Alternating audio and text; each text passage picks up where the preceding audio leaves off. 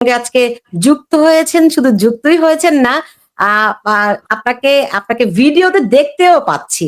ফলে আমার মনে হয় এটি একটা দারুণ। কেমন আছেন আগে বলুন? আলহামদুলিল্লাহ ভালো আছি। জি, আপনার আপনার শরীর স্বাস্থ্য কিন্তু ভালো দেখছি। জি, মোটামুটি ভালোই আছে। জি। এমনিতে ধরেন ১ বছর হয়ে গেছে আপনারা আপনারা নেই, এবং ১ বছর হয়েছে আপনারা নেই, ক্ষমতা হারিয়েছেন।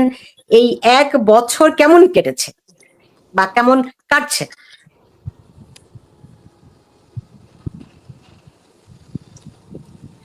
আ জনাব ওবায়দুল কাদের, আপনি কি আমার প্রশ্ন শুনতে পেয়েছেন? হ্যাঁ, শুনতে পাচ্ছি। জি। আমি বলছিলাম গত ১ টি বছর, ক্ষমতা হারিয়ে গত ১ টি বছর আপনাদের কেমন কেটেছে?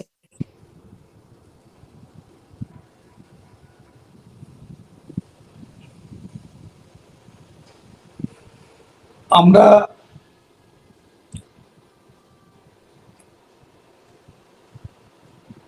আমাদের দেশে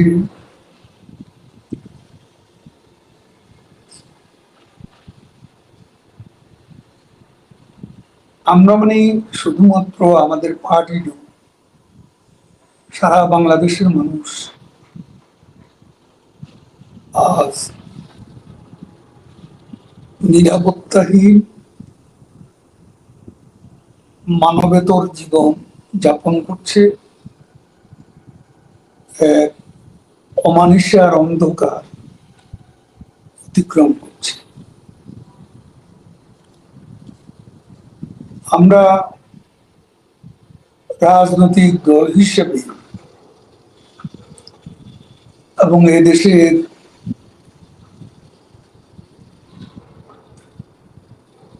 স্বাধীনতা মুক্তিযুদ্ধের নেতৃত্ব দানকারী পার্টি হিসেবে আমরা ৫ই আগস্টকে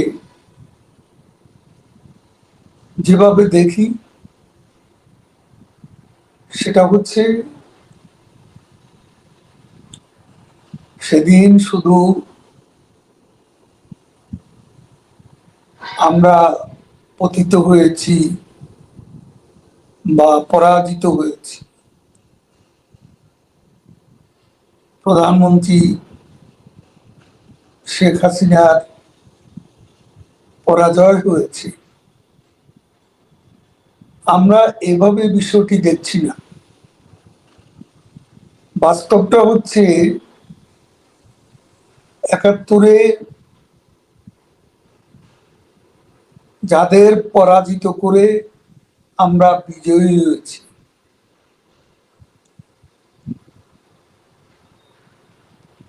তাদের বিদেশি প্রভু এবং আমি বলবো পরাজিত পাকিস্তানের এদেশীয় দোসররা সাম্প্রদায়িক উগ্র সাম্প্রদায়িক মৌলবাদী গোষ্ঠী, এরা ৫০ বছরেরও বেশি সময় ধরে এই দেশে পরাজয়ের প্রতিশোধ নিতে তারা ষড়যন্ত্রমূলক তৎপরতা অব্যাহত রাখে। ষড়যন্ত্রের একটা বীজ বৃক্ষ বিজয়ের উষালগ্ন থেকে সক্রিয় থাকে। এটা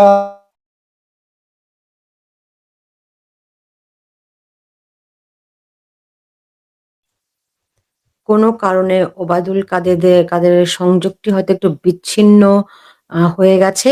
নিশ্চয়ই আমরা তাকে আবার যুক্ত করতে পারবো। ইন্টারনেটের সমস্যা আমি দেখেছিলাম তার এখানে সংযুক্ত করার আগে। নিশ্চয়ই তাকে আমি আবার খুব দ্রুত যুক্ত করতে পারবো। জি, আমার মনে হয় তিনি আবার যুক্ত হয়েছেন। জি। সারপ্রাইজের বিষয়টি যেমন আমাদের নেত্রী প্রধানমন্ত্রী শেখ হাসিনা তার অসম সাহসী নেতৃত্ব,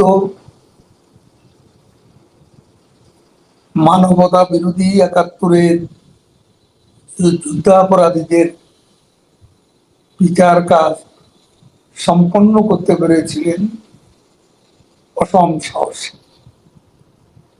এবং বাংলাদেশ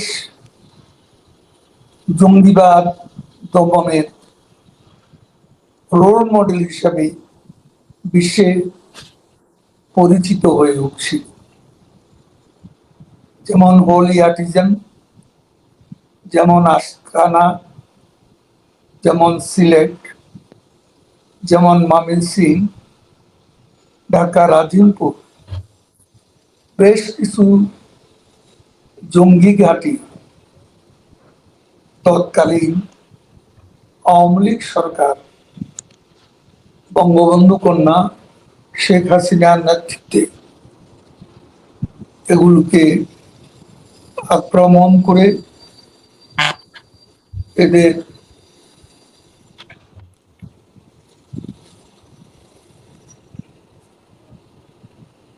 বিনাশ করতে অনেক সাফল্যের ন্যারেটিভ সৃষ্টি হয়েছে। কিন্তু এদের যে আন্ডারগ্রাউন্ড তৎপরতা, পাকিস্তানের আইএসআই, ঢাকার পাকিস্তানি দূতাবাস, এবং একটা পর্যায়ে যে ৭১-এ যারা আমাদের সমুদ্রে সপ্তম নৌবহর পাঠিয়েছিল পাক হানাদার বাহিনীর সমর্থনে, তাদের ডিপ স্টেট একটা এজেন্ডা ছিল। সে এজেন্ডা রেজিম চেঞ্জের এজেন্ডা, এবং তারাও এই ষড়যন্ত্রের সঙ্গে সহযোগিতার হাত বাড়িয়ে দেয়। সবকিছু মিলিয়ে ছাত্র সমাজ, আমি বলবো না তারা এই ষড়যন্ত্রের সঙ্গে যুক্ত, আমি বলবো তারা মিসলেড হয়েছে। তাদেরকে ভবিষ্যতের স্বপ্ন দেখিয়ে প্রলুব্ধ করা হয়েছিল, এবং তাদের দিয়ে সো কল্ড একটা আন্দোলনের সূচনা করেছিল বৈষম্য বিরোধী ছাত্র আন্দোলনের নামে। ৫ই আগস্ট যে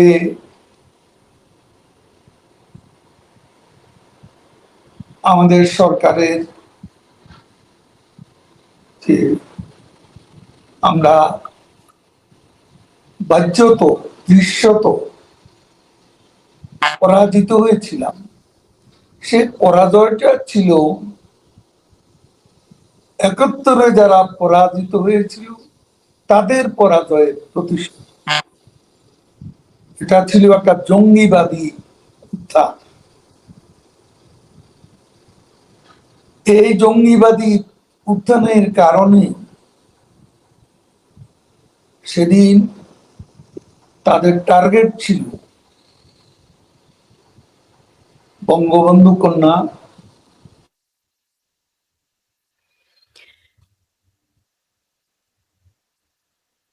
আপনার আপনার কথা শুনতে পাই না। সংযোগটি আবারও যে আপনার আপনার অডিওটা চলে গেছে। জনাব ওবায়দুল কাদের, আপনার আপনার অডিওটা শুনতে পাই না।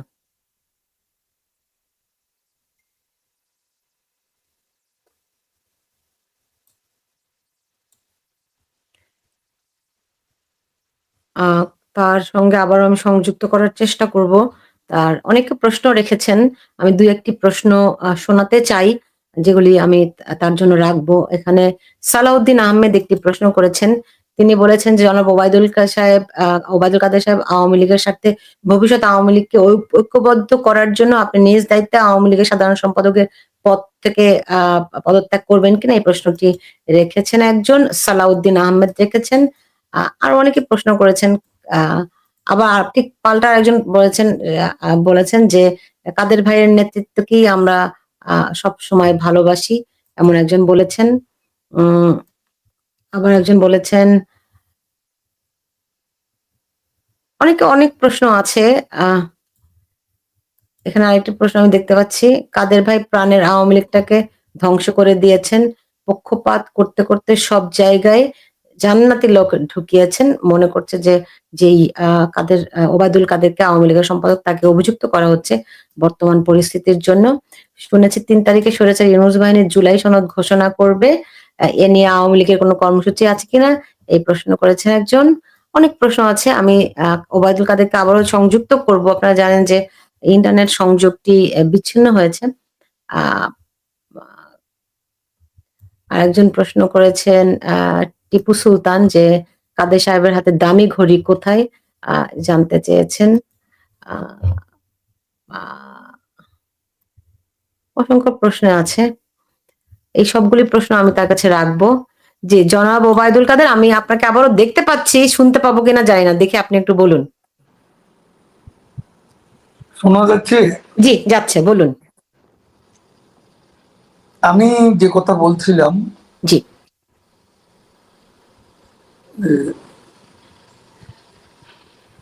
5ই আগস্টের যে ঘটনা, সেদিন আসলে শেখ হাসিনা ব্যক্তিগতভাবে পরাজিত হননি, আওয়ামী লীগ পরাজিত হয়নি, পরাজিত হয়েছে বাংলাদেশ, স্বাধীন বাংলাদেশ, 71-এর বিজয়ী বাংলাদেশ। জি আমি আপনার কথা যদি আমি ধরেও নেই, পৃথিবীতে সব দেশে সব সরকারের বিরুদ্ধে ষড়যন্ত্র থাকে। এমন কোন সরকার নেই যেই সরকারের আবারও তার সংযুক্তি বিচ্ছিন্ন হয়ে গেছে। জানি না আমি তাকে আবার কিভাবে যুক্ত করব, তার সংযোগটি বিচ্ছিন্ন হয়ে গেছে আবারও। আমি বাই দিস টাইম আমি তাকে যে প্রশ্নটি রাখছিলাম সেটা একটু বলে নেই, যে এরকম ষড়যন্ত্র সব সময় থাকে এবং গত 15-16 বছর ধরে আমরা আওয়ামী লীগের মুখে ষড়যন্ত্রের কথাই শুনেছি। যে কোনো ঘটনায় আমরা শুনেছি যে অভিযোগ করতে যে জামাত বিএনপি এই ষড়যন্ত্র করছে। তো শেষ পর্যন্ত তাদের পরিণতি কি আসলে রাখাল বালকের মতো হয়েছিল কিনা, এবং ষড়যন্ত্র মোকাবেলায় তারা কেন ব্যর্থ হলো? তারা তো ক্ষমতায় ছিল। দেশে যত ষড়যন্ত্রই হোক না কেন, যাই ঘটুক না কেন, সেই দায়িত্ব তো ওই সরকারেরই থাকে। তাহলে তারা যে অভিযোগ করছে যে তাদের আ ৭১-এর পরাজিত শক্তির কাছে পরাজয় হয়েছে বাংলাদেশের, যদি সেটি হয়ে থাকে, সেই পরাজয় সরকার হিসেবে আওয়ামী লীগ কিভাবে এখন দেখছে? কারণ এই আ পরাজ এই এই পরাজয়ের কারণ তারা কিনা? এই প্রশ্নটা আমি তার কাছে রাখবো। আমি দেখি তিনি আবার সংযুক্ত হতে পারেন কিনা। বাই দিস টাইম আমি আরো ২-১ টি প্রশ্ন আপনাদেরকে শোনাতে চাই, যাতে করে বুঝতে পারেন যে একজন প্রশ্ন করে তাকে জিজ্ঞেস করেছেন, "কাদের ভাই কেমন আছেন?" জুলাইতে নূর উদ্দিন তিনি প্রশ্ন করেছেন, "জুলাইতে জঙ্গি হামলার মাধ্যমে রাষ্ট্রীয় ক্ষমতা দখল করা হয়েছে। বাংলাদেশে আওয়ামী লীগ তার দেশের নিরাপত্তা দিতে ব্যর্থ হয়েছে।" আমার মনে হয় এই প্রশ্নটি আমি রেখেছি, দেশের নিরাপত্তা দিতে ব্যর্থ হয়েছে। আ তার অনেকেই প্রশ্ন করেছেন তার হাতের দামি ঘড়ি। আমার মনে হয় কি এসব প্রশ্ন অনেকখানি অবান্তর, এই কারণে এখন তারা যে অবস্থায় আছে এই প্রশ্নগুলো আমরা নিশ্চয়ই তাদেরকে করব। আ একটা আওয়ামী লীগের মতো একটি দলের সাধারণ সম্পাদক হিসেবে আ এগুলি তো আ এসব প্রশ্ন নিশ্চয়ই তাকে করা উচিত। ভবিষ্যতের জন্য তারা কি ভাবছে সেগুলো আমাদেরকে দেখতে হবে। জনাব ওবায়দুল কাদের, জি আপনার কাছে আমি প্রশ্ন রেখেছিলাম। অলরেডি আমার প্রশ্নটি এখানে একজন করেছেনও। সেটি হচ্ছে যে, যেই ষড়যন্ত্রের কথা আপনারা বলছেন, সেই ষড়যন্ত্র মোকাবেলা করার দায়িত্ব তো সরকারেরই ছিল। আপনাদের কোন কোন দুর্বলতা, কোন কোন ব্যর্থতার কারণে আপনাদের কথা মতো বাংলাদেশ পরাজিত হলো?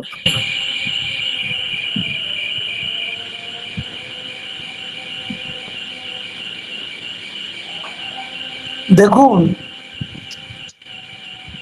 এটাকে আমরা কোনো আন্দোলন, কোনো অভ্যুত্থান হিসেবে দেখি। এটা আমি বলেছি, এটা একটা জঙ্গিবাদী হামলা হয়েছে এবং সেভাবেই আমরা, ব্যর্থতা যদি বলেন, সেই জঙ্গিবাদী হামলা প্রতিহত করতে গিয়ে আমাদের কিছু ভুলভ্রান্তিও থাকতে পারে। তা না হলে তারা সাকসেসফুল হলো কেমন করে? এটাও সত্য। কিন্তু কিছু কিছু ভুলভ্রান্তি থাকতে পারে মানে কি? আপনারা ১ বছরেও সেগুলো নিশ্চিত হতে পারেননি, তাই তো? আ আসলে তার এখানে ইন্টারনেট সংযোগটি খুবই দুর্বল। যে কারণে বারবার আমরা ডিসকানেক্টেড হয়ে যাচ্ছি তার সংযোগটি। আ আমি বাই দিস টাইম আরো অনেকেই প্রশ্ন করেছেন। নূর হাসান একটি প্রশ্ন করেছেন ওবায়দুল কাদেরের কাছে। তিনি বলছেন যে, "আপনারা জনগণের কাজ করেছেন কিন্তু যদি তৃণমূল সাধারণ আ দাঁড়ান তারা মানে সাধারণ মানুষ অনেক বিপদে আছে। তৃণমূল অনেক বিপদে আছে" সে কথাটি বলতে চেয়েছে আওয়ামী লীগের যারা তৃণমূলের কর্মী রয়েছেন।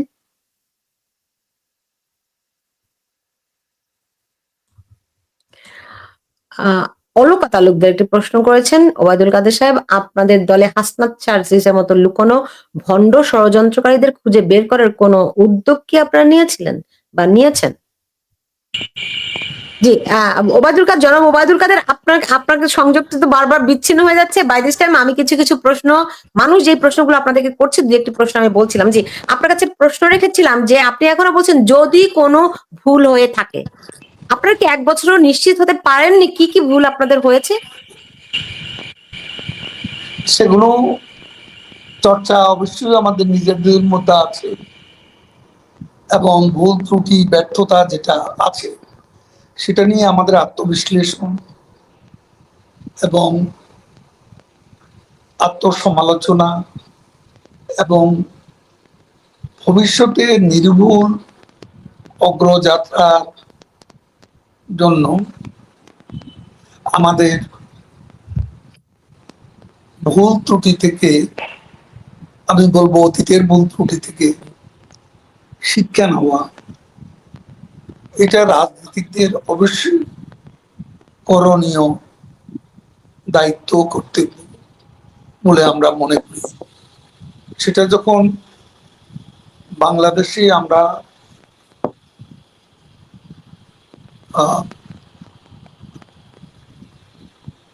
প্রত্যাবর্তন করব আমাদের নেত্রী বঙ্গবন্ধু কন্যা শেখ হাসিনার নেতৃত্বে, তখন এসব নিয়ে আলাপ আলোচনা হতে পারে। এখন আমরা বিভিন্নভাবে আছি, বিচ্ছিন্নভাবে আছি। বাংলাদেশে আমাদের দলকে, দলের কার্যক্রম নিষিদ্ধ করেছে। আমাদের তরুণদের সংগঠন ছাত্রলীগকে তারা নিষিদ্ধ করেছে একদম অন্যায়, অযৌক্তিকভাবে। এই অবস্থায় আমরা কিভাবে নিজেদের মধ্যে বর্ষাবর্ষির মাধ্যমে আমরা এসব প্রশ্নের উত্তর খোঁজার চেষ্টা করব? সে পরিবেশ পরিস্থিতি এখন বজায় নেই। যখন সময় আসবে তখন অবশ্যই চুলচেরা বিশ্লেষণ আমরা করব। কিন্তু গত ১ বছরে আপনারা কি কোনোভাবে সংগঠিত হতে পেরেছেন? আমরা অনেক, আমরা একেবারেই একটা বিপর্যয় থেকে এবং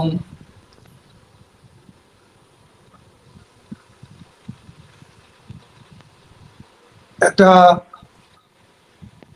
ভয়ানক ভূকম্পনের মতো অবস্থা থেকে আমরা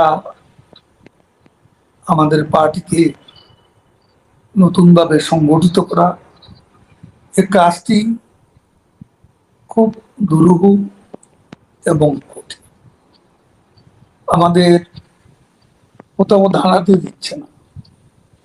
আমাদের বাড়িঘর হামলা হয়েছে, পুড়িয়ে দেয়া হয়েছে, ধ্বংস করা হয়েছে। আমাদের ঢাকা থেকে সারা বাংলাদেশে আমাদের অফিসগুলো সম্পূর্ণ ধ্বংস, এবং আমাদের কর্মীরা অনেকেই জেলে। প্রতিনিয়তই মবক্রেসি বা মব যে ভায়োলেন্সের মাধ্যমে আমাদের কর্মীদের নিপীড়ন করা হচ্ছে, নির্যাতন করা হচ্ছে। কেউ ঘর বাড়িতে থাকতে পারছে না, এবং এক কঠিন সময় অতিক্রম করছে আমাদের কর্মীরা। এর মধ্যে আমরা একটা বিষয়ে আমরা আজকে গর্বের সঙ্গে বলতে পারি যে বাংলাদেশের জনগণ আর সঠিক পরিস্থিতি অনুধাবন করছে। মানুষের মুখে মুখে এখন শেখ হাসিনার নাম উচ্চারিত হচ্ছে। তার আমলে মানুষ ভালো ছিল, সেটা আজকে মানুষের মুখেই শোনা যাচ্ছে। কোথায় শুনছেন আপনারা এই কথা, যে মানুষের মুখে মুখে শেখ হাসিনার নাম উচ্চারিত হচ্ছে? এই কথা আপনারা কোথায় শুনছেন? আমরা কোনো বিচ্ছিন্ন দ্বীপের বাসিন্দা নই, বা আমরা যেখানেই আছি বাংলাদেশের জনগণের সঙ্গে আছি। আমাদের দল জনগণের দল। জনগণের সমর্থন আছে কি নেই, জনগণ আমাদেরকে কিভাবে দেখছে, সেটা বোঝার ক্ষমতা যদি না থাকে, তাহলে তো আমাদের রাজনীতি করা উচিত। জনাব ওবায়দুল কাদের, যদি এখানেই যদি আপনাকে ধরি, যে আপনারা কি মানুষের সেই পালসটি বুঝতে পেরেছিলেন? ধরেন জঙ্গি হামলা যদি হয়েও থাকে, সেখানে মানুষ যে একাত্ম হয়ে গিয়েছিল, মানুষ যে আওয়ামী লীগ সরকারের উপর বিরক্ত ছিল, বিতৃষ্ণা ছিল, এই পালস, মানুষের এই উপলব্ধিগুলো কি আপনারা 5ই আগস্টের আগ পর্যন্ত বুঝতে পেরেছিলেন? আমরা তো সরকারে ছিলাম, আমরা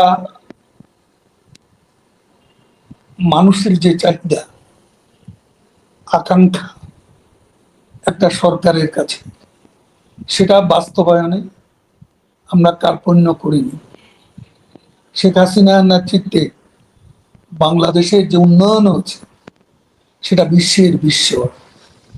আজকের মেট্রো রেল, পদ্মা সেতু, আজকে এলিভেটেড এক্সপ্রেসওয়ে, আজকে অনেকগুলো কয়েক ডজন ওভারপাস, কয়েক ডজন ফ্লাইওভার, রেলওয়ে ওভারপাস, এবং 100 সেতু একদিনে উদ্বোধন করেছিলেন আমাদের নেত্রী। তারপর আবার এই ঘটনার মাস দুয়েক আগে একদিনে 150 সেতুর উদ্বোধন করেছিলেন। সমতলে, পাহাড়ে, সর্বত্রই রাস্তা, যোগাযোগ ব্যবস্থা বৈপ্লবিক পরিবর্তন।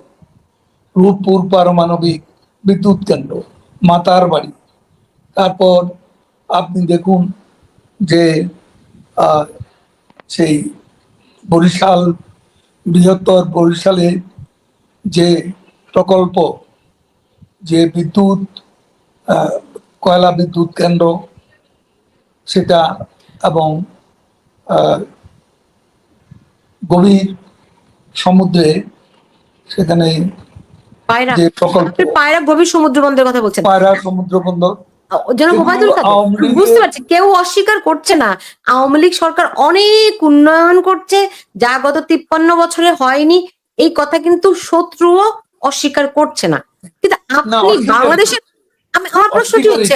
আমার প্রশ্নটি আপনার কাছে, আপনি বাংলাদেশের সবচেয়ে বড়, সবচেয়ে পুরনো, সবচেয়ে পোড় খাওয়া রাজনৈতিক দলের সাধারণ সম্পাদক। আপনি কি মনে করেন গণতন্ত্র মানে শুধুই উন্নয়ন? গণতন্ত্র মানেই শুধুমাত্র ব্রিজ, অবকাঠামো নির্মাণ? তা তো মনে করি না। ওকে। আমরা ইতিহাস যদি বলতে সুযোগটা থাকে, তাহলে গণতন্ত্রকে নিয়ে যে সিনেমিনি খেলা হয়েছে, আমরা তো নির্বাচন দিয়েছি, নির্বাচন কমিশনের মাধ্যমে নির্বাচন হয়েছিল 2008 সাল থেকে 2014, 2018, 2024। 2008 সালের নির্বাচন নিয়ে তো কোনো কথা নেই, কারণ সবার অংশগ্রহণে ইলেকশনটা হয়েছে। সেখানে বড় দল হিসেবে বিএনপিও ছিল, কিন্তু পরবর্তী কয়েকটা নির্বাচনে বিএনপি ইলেকশন বয়কট করে। এখন কেউ যদি ইলেকশনে না আসে এবং সেটার জন্য নির্বাচনকে ওয়ান সাইডেড ইলেকশন, ইনক্লুসিভ নির্বাচন না বলা হয়, তো সেটার জন্য তো আমরা দায়ী হতে পারি। গণতন্ত্রের যে সীমাবদ্ধতা, এই সীমাবদ্ধতা তৈরি করার জন্য অনেকাংশে দায়ী আমাদের দেশের একটা দল, একটা বড় দল, বাংলাদেশ ন্যাশনালিস্ট পার্টি, বিএনপি। তারা তো নির্বাচনে আসেনি। তারা তো 2018 সালের নির্বাচনে এসেছিল। হ্যাঁ 2018 সালের নির্বাচনে তো তারা এসেছিল। হ্যাঁ, তো তখন তো নির্বাচন হয়েছিল, কিন্তু সেই এবং সেই জনগণ নির্বাচন সেই জনগণ নির্বাচন তাদের কি ভোটটা দিলে গ্রহণযোগ্য আমরা ছিল? কি করব? জনগণ যদি আপনাকে ভোট না দেয়, আমি কি করব? আমি জোর করে জেতাবো?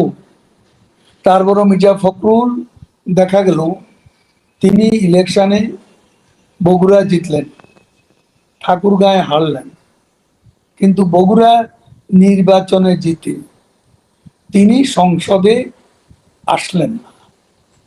এটা কেমন গণতন্ত্র? এটা কি দ্বিচারিতা নয়? তার অন্যান্য দলীয় নেতারা 6-7 জনের মতো সংসদে আসলেন, কিন্তু দলের মহাসচিব আসলেন আপনার কি মনে হয় নির্বাচনে জিতেও। তো আপনার এই কি ধরেন দ্বিচারিতা জবাব কি? জনাব ওবায়দুল কাদের, 2008 সালের নির্বাচন ভালো নির্বাচন, 2014 সালের নির্বাচনকেও আমি আপনার আমি দিতে চাই যে 2014 সালের প্রেক্ষাপটটি ভিন্ন ছিল, যুদ্ধাপরাধীদের বিচার চলছিল, সুতরাং অনেক রকম কর্মকাণ্ডের মধ্য দিয়ে 2014 সালের নির্বাচনটি হয়েছে। কিন্তু 2018 সালের নির্বাচনটি আপনার কাছে কি মনে হয়, আপনার মনে হয় কিনা এটা প্রশ্নের ঊর্ধ্বে নির্বাচন হয়েছে? কোন নির্বাচন? 2018 সালের নির্বাচন, যেই প্রশ্ন নির্বাচনে তখনই আসবে যখন নির্বাচনে যদি সবাই অংশগ্রহণ করত, অংশগ্রহণমূলক নির্বাচন হতো, তাহলে সেখানে প্রশ্ন আসতে পারে।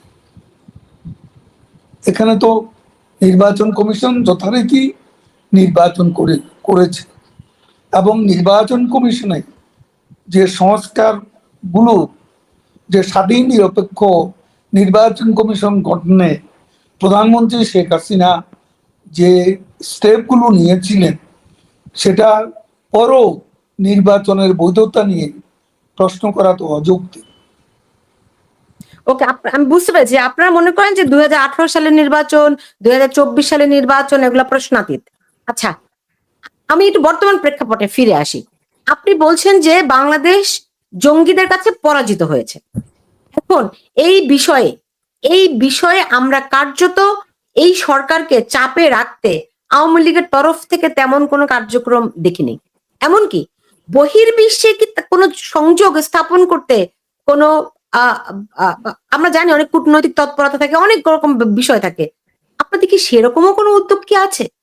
আমাদের সব ধরনের তৎপরতা, রাজনৈতিক তৎপরতা, আমাদের দলকে আবার সংগঠিত করা, সারা বাংলাদেশে আমাদের নেত্রী শেখ হাসিনা স্বয়ং আজকে দল পুনর্গঠনে, দলকে সংগঠিত করার ব্যাপারে তৃণমূল পর্যন্ত তিনি কাজ করে যাচ্ছেন, এবং আমরা আমাদের দলের নেতারাও এ ব্যাপারে সক্রিয় ভূমিকা আমরা পালন করছি। আন্তর্জাতিক বিশ্বেও ইউনূস প্রশাসন সম্পর্কে আগে যে ধারণা ছিল, এখন সে ধারণা বদলে যাচ্ছে, এবং এটা আমাদের কাজকর্ম চলছে। আমাদের বিদেশে আমাদের সংগঠনরা আছে, সংগঠনগুলো আছে, আমাদের আওয়ামী লীগের নেতাকর্মীরা আছে, তারাও সেখানে অত্যন্ত সক্রিয়। কাজে আওয়ামী লীগ এখন অনেক সংগঠিত হয়েছে।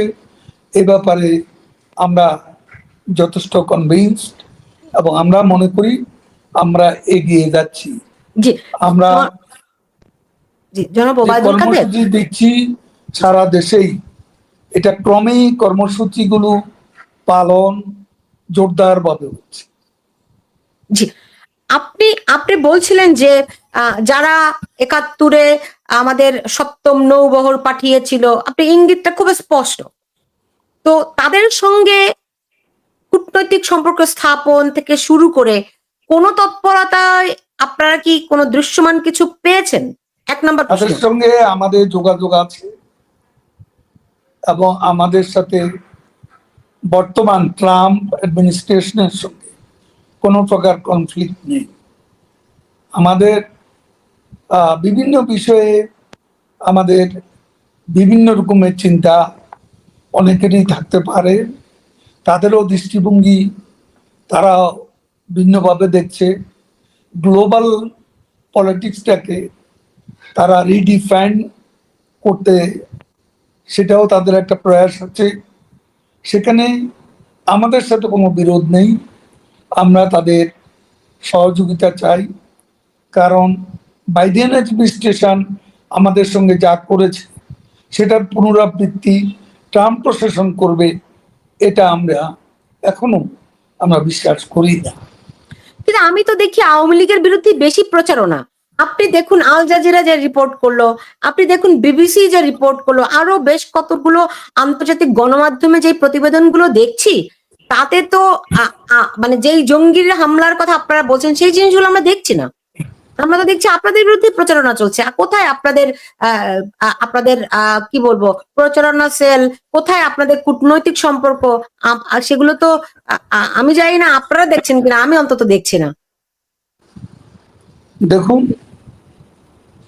আপনি কি দেখছেন না দেখছেন সেটা আপনার বিষয়। এই যে তথ্যচিত্র,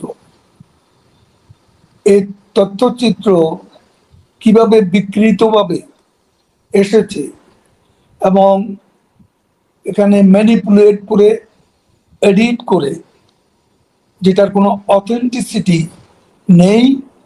অথেন্টিসিটি আমরা প্রশ্নবিদ্ধ করেছি।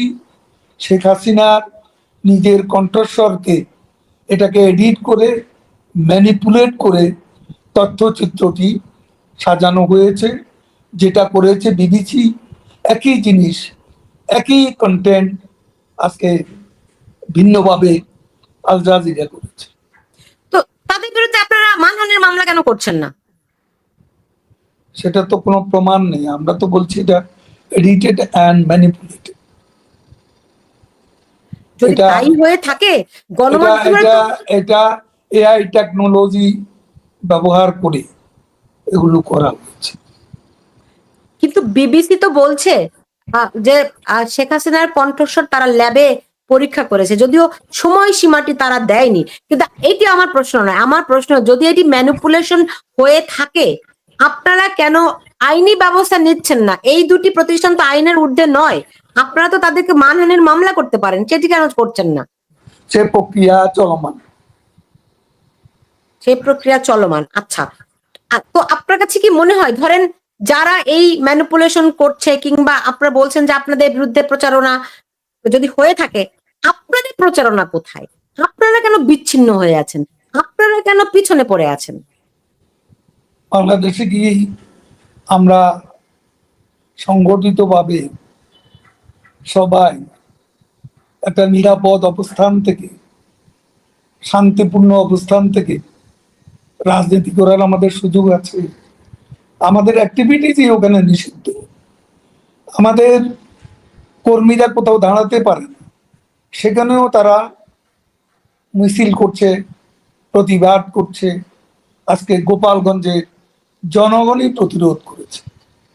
আমরা অবাক হলাম, বাংলাদেশের সেনাবাহিনী সেই এনসিপি, ওই মোহাম্মদ ইউনূসের যে ঠ্যাঙ্গারে বাহিনী, এদেরকে দল করার নামে গোপালগঞ্জে তারা গিয়েছিল।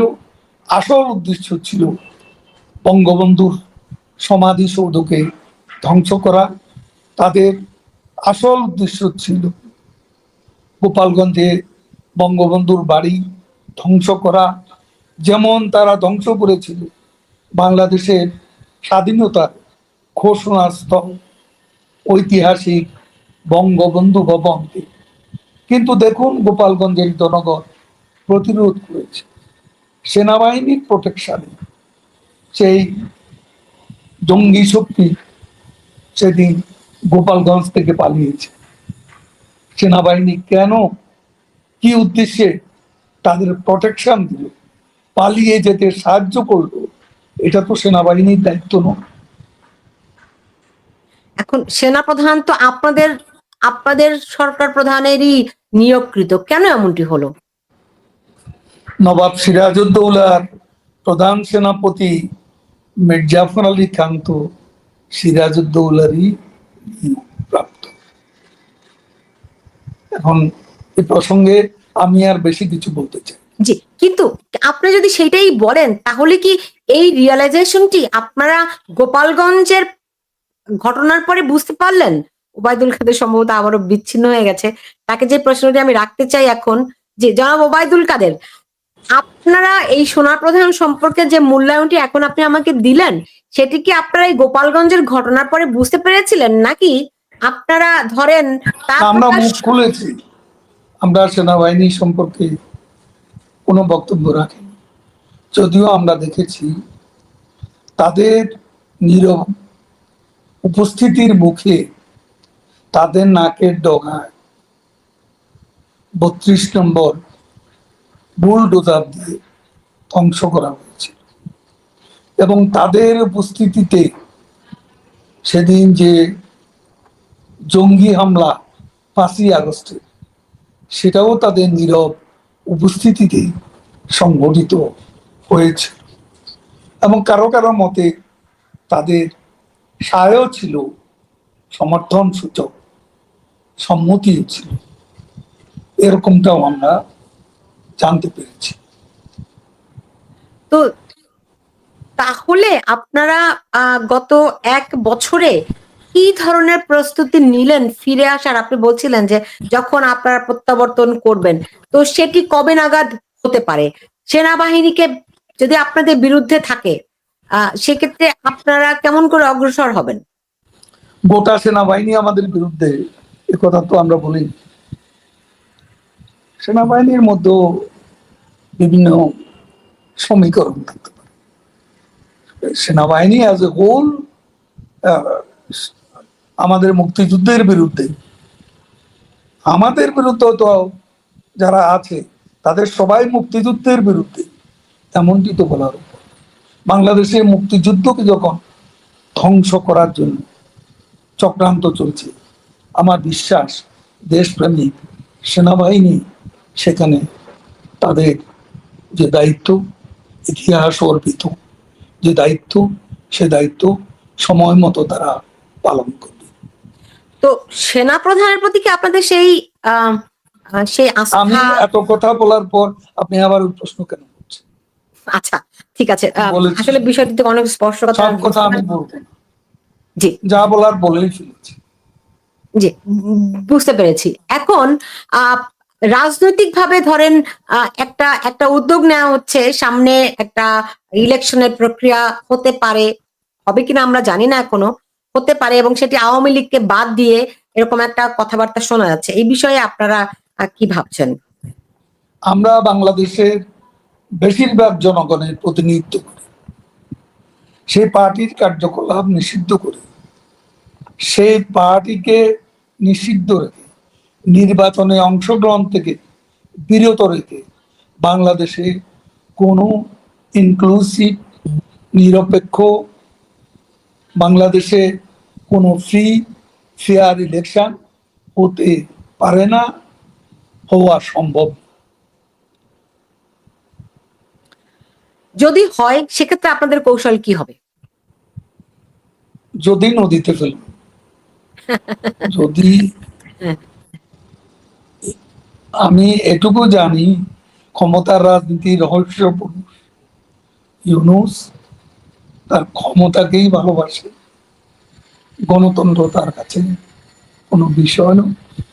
অলরেডি তার সমর্থকরা, যারা তার যে অ্যালাইড ফোর্সেস, তারাই বিভিন্ন ইস্যুতে বিভক্ত হয়ে একটা জগাখিচুড়ি পরিবেশ সৃষ্টি করছে, যেটা নির্বাচনের পথে প্রতিবন্ধক হয়ে দাঁড়াতে পারে।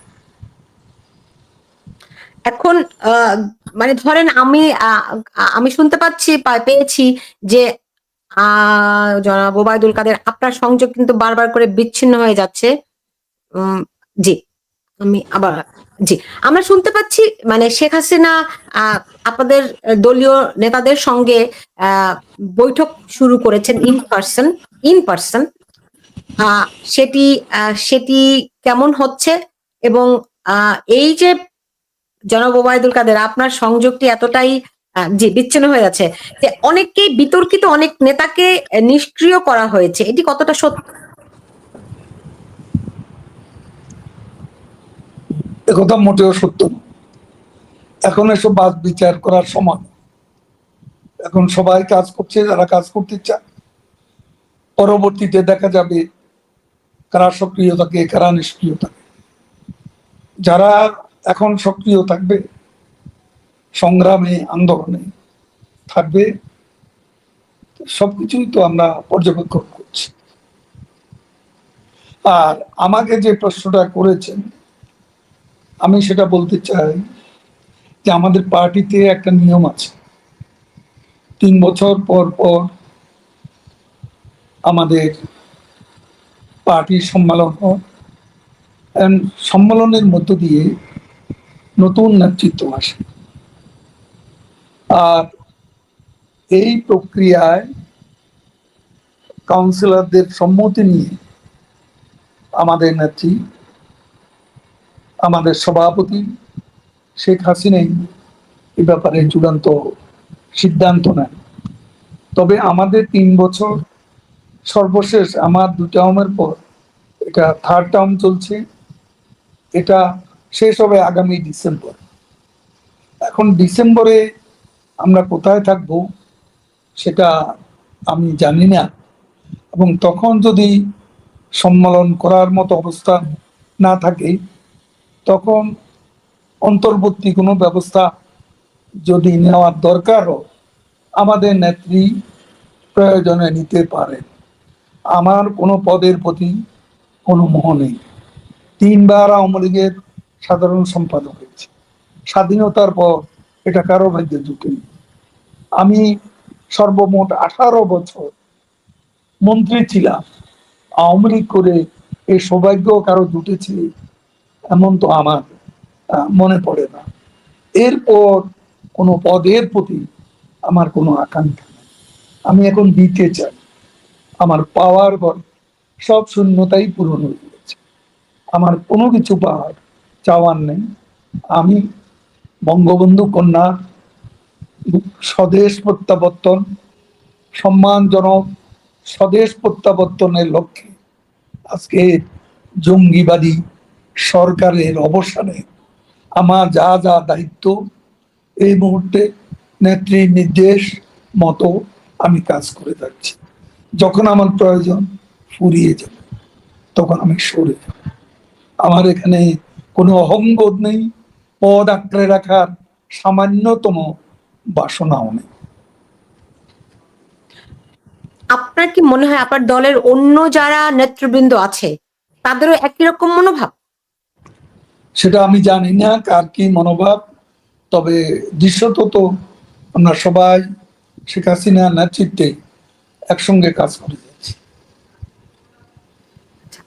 আহ, আহ, আপনি বলেছেন যে এখন ওই নিষ্ক্রিয়তার সুযোগ নেই, কে বিতর্কিত নয় সেটিও বিবেচনার সময় নয়, সবাই কাজ করতে হবে, এই কথা আপনি বলেছেন।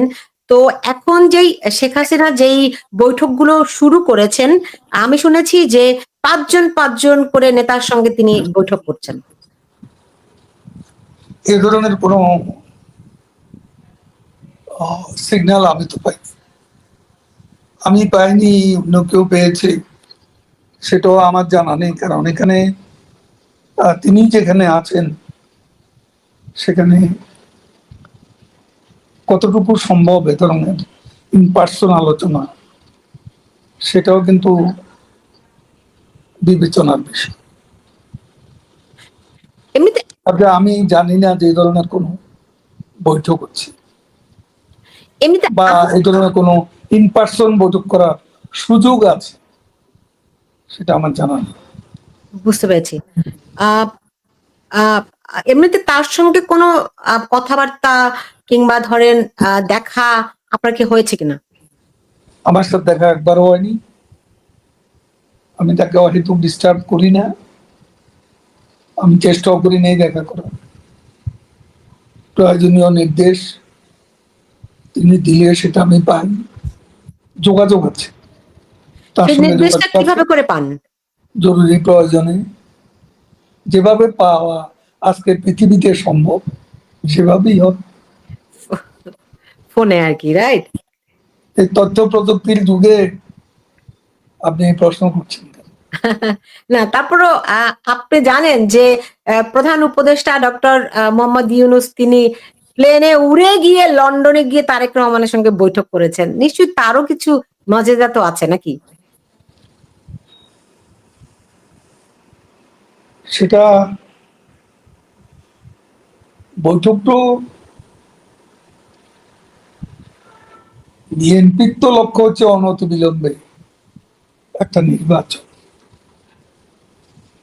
আর এক ব্যাপারে তারা তাদের মধ্যে গভীর ঐকমত্য আছে, সেটা হলো কোনো অবস্থাতে আওয়ামী লীগকে কোনো সুযোগ না দেয়, কোনো অবস্থাতেই আওয়ামী লীগ যাতে নির্বাচনে অংশ নিতে না পারে সেই ব্যবস্থা করা।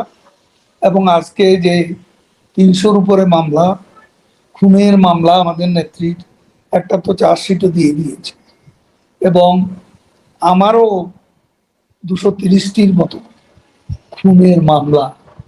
আজকে এইসব মামলা আমাদেরকে ফাঁসি দিয়ে দেবে এরকম একটা ঐক্যমত্য তাদের মধ্যে আছে। এতে বিয়ে নির্বাচনের ভবিষ্যৎ, এতে কোনো গ্যারান্টি দেওয়ার মতো কোনো কিছুই খোলা চোখে দিতে পারছে না। আহ বুঝতে পেরেছি। এটা তো একটা বিএনপির অবস্থান। তারপরেও অনেকে মনে করে বর্তমান বাংলাদেশে বিএনপি আম স্বাধীনতার পক্ষে কাজ করছে, স্বাধীনতার পক্ষে অবস্থান নিয়েছে।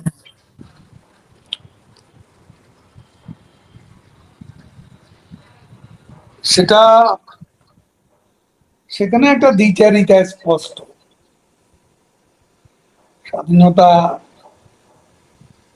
৭১ নিয়ে মতভিন্ন তো আছে, তারপরে ৭১-এর চেতনাটা শেষ পর্যন্ত তারা যদি ধারণ করে সেটা দেশের জন্য শুভ। আর তারা তো তারা তো ধরেন বঙ্গবন্ধু ৩২ নম্বরের বাড়ি ভেঙে দেওয়ার বিষয়ে মির্জা ফখরুল ইসলাম আলমগীর স্পষ্টতই অবস্থান নিয়েছেন, দুঃখ প্রকাশ করেছেন, প্রতিবাদ জানিয়েছেন। আমরা মির্জা আব্বাসের মুখেও ৭১-এর কথা শুনেছি। আমরা আমরা অনেকের বিএনপির পক্ষ থেকে কিন্তু ধরেন রাষ্ট্রপতিকে অপসারণ করতে চেয়েছিল বিএনপি, সেটি এক প্রকার ঠেকিয়ে দিয়েছে। ফলে তাদেরকে কি আপনারা কোনো কৃতিত্ব দিবেন না? এটা সময় বিচার করবে, সে সময়টা এখনো আসেনি।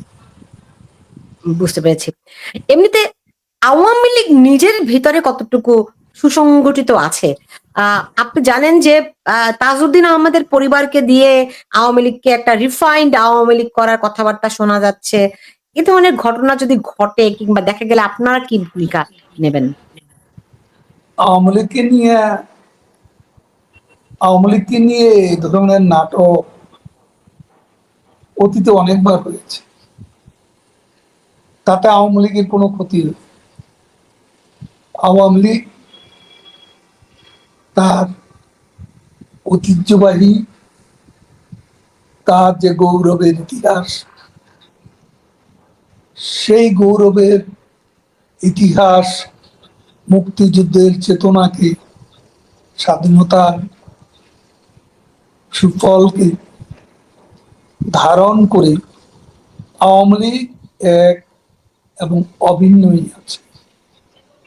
তাজউদ্দিন সাহেবের প্রসঙ্গ আনছেন। তাজউদ্দিন সাহেব জীবনের শেষ দিন পর্যন্ত আওয়ামী লীগ ছাড়েন।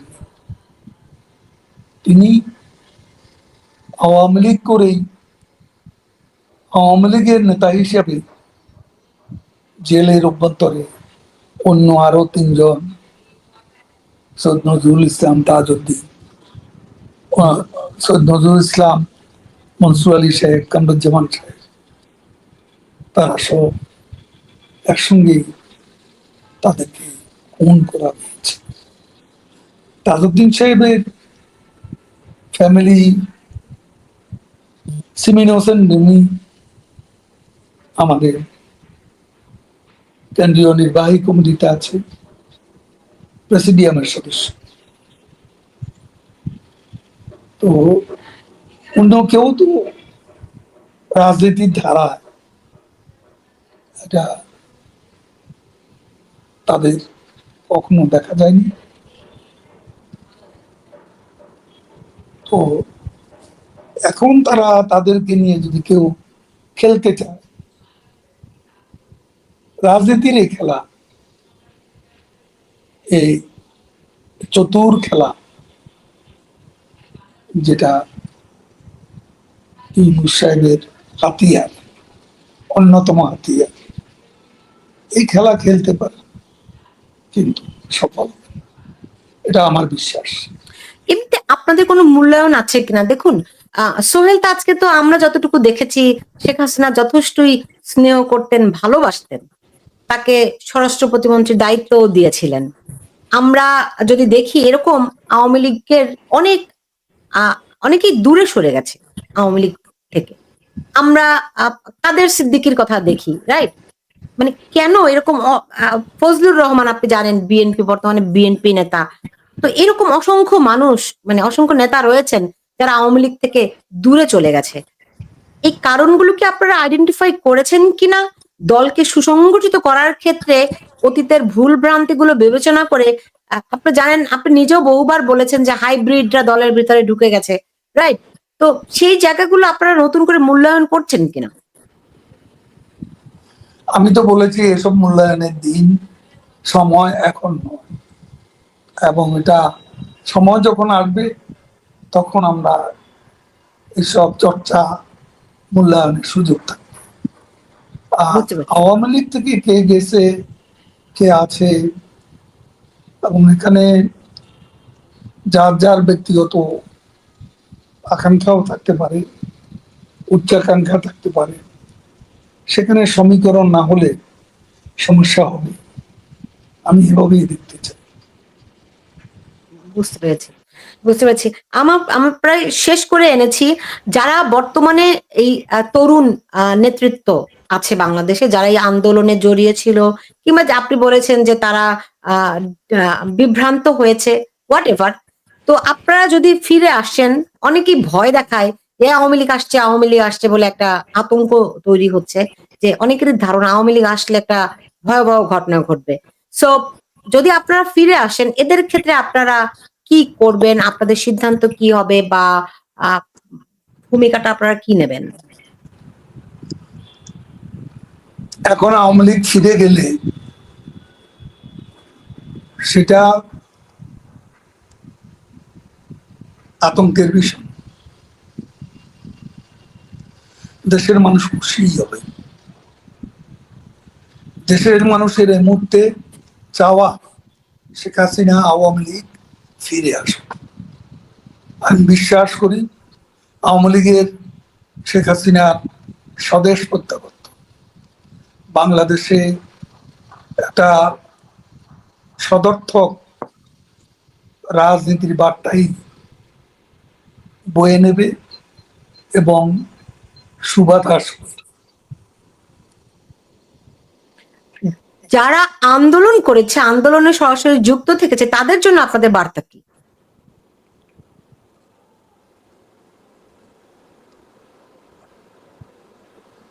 তাদের সাথে আমাদের নিয়তই যোগাযোগ হচ্ছে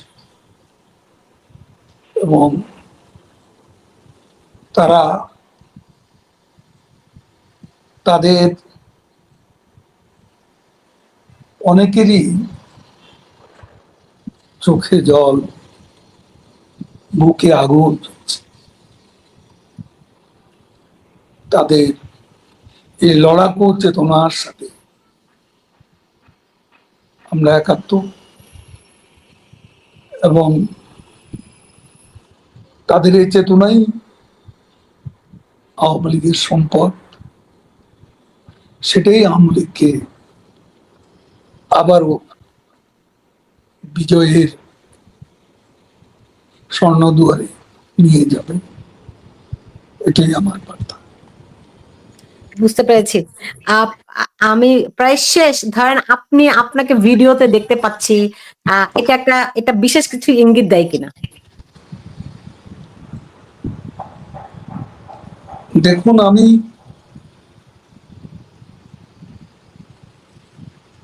কিছুদিন আমার চেক আপ এবং ট্রিটমেন্টের জন্য আমাদের সভাপতি নির্দেশে এবং বঙ্গবন্ধু কন্যা শেখ রেহানা, তারা দুজনেই আমাকে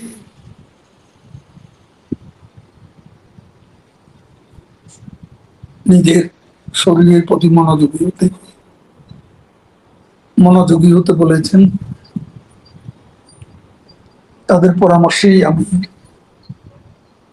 অনেকদিন কথা বলিনি, চুপচাপ থেকেছি। এরপর আমাদের নেত্রী যখন আমাকে সক্রিয় হতে বলেছেন, কথাবার্তা বলতে বলেছেন, স্টেটমেন্ট, ইন্টারভিউ দিতে বলেছেন এবং আমাদের কর্মীদের সাথে যোগাযোগ, আমি সেই থেকে অ্যাক্টিভ হয়েছি। এখন এখানে কোনো ইঙ্গিত, কোনো নির্দিষ্ট কিছুকে ইঙ্গিত করে বা কোনো কিছুকে সামনে রেখে আমি অ্যাক্টিভ হয়েছি এমন তো না। এটা এখন ফোন আলাপ করছি, তাহলে ভিডিও সংযোগও বা অসুবিধা কি, সেটাও আমি মনে করেছি যে একটা একটা যোগ শারীরিকভাবে সংযুক্ত থাকলে যোগটা বোধ ভালোই। ঠিক আছে, তৃণমূলের জন্য কোনো বার্তা আছে কিনা আপনার? এই তো বার্তা আমরা তাদের সঙ্গে একটু আগে যেটা বলছি। জি। আর শেষ প্রশ্ন, শেখ হাসিনা কেমন আছেন? তার শরীর কেমন? তিনি মানসিকভাবে কেমন আছেন? যদি একটু আমাদেরকে বলতেন। আমি যতটুকু জানি তিনি আলহামদুলিল্লাহ সুস্থ আছেন, ভালো আছেন এবং তিনি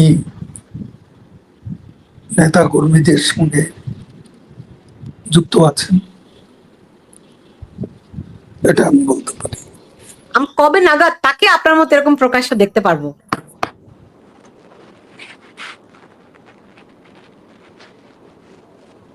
দিনক্ষণ বলতে পারবো না, তবে দেখতে তো পারবেনই। সে সময় ইনশাল্লাহ আসবে। হয়তো খুব দূরের, কত কাছে কত দূরে? কাছেও হতে পারে, দূরেও হতে পারে। কত কাছে কত দূরে সেটা বলতে পারবো না। বুঝতে পেরেছি। রাজনীতিতে তো শেষ কথা বলে কিছু নেই। আসসালামু আলাইকুম প্রিয় দর্শক, দেশ কিংবা দেশের বাইরে যে যেখান থেকে বসে ভিডিওটি দেখছেন সবাইকে অনেক অনেক ধন্যবাদ এবং ভালোবাসা জানাচ্ছি। প্রিয় দর্শক, কথা বললেন ওবায়দুল কাদের, আওয়ামী লীগের সাধারণ সম্পাদক, এবং তিনি নিরাপদে বাইরের দেশে অবস্থান করছে, সেখান থেকে ভিডিও বার্তায় কথা বললেন, দেশের বর্তমান পরিস্থিতি নিয়ে কথা বললেন, বর্তমান অবস্থা নিয়ে কথা বললেন, সেই সাথে কোন দিকে যাচ্ছে বাংলাদেশ, ডক্টর মোহাম্মদ ইউনূসকে নিয়ে কথা বললেন, বিএনপি জামাত এনসিপি কে নিয়ে কথা বললেন, ছাত্র সমন্বয়কদের নিয়ে কথা বললেন, তাদের আজ বর্তমান যে পরিস্থিতি সেই পরিস্থিতি তুলে ধরলেন। আপনারা জানেন যে সমন্বয়কদের নাম ব্যবহার করে অনেকে চাঁদাবাজি করছে, অনেকে চাঁদা নিতে গিয়ে ধরা পড়েছে।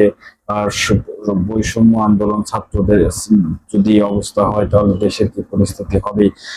এদিকে পাটোয়ারি সাহেব, এনসিপির নেতা, তিনি নানা রকম বক্তব্য দিয়ে ভাইরাল হয়েছে এবং নানা রকম বক্তব্য দিয়ে বিতর্ক সৃষ্টি করেছে বিএনপির মধ্যে। চাঁদাবাজ, টেন্ডারবাজ দিয়ে পুরো হয়ে গেছে বিএনপির নামধারী সবাই।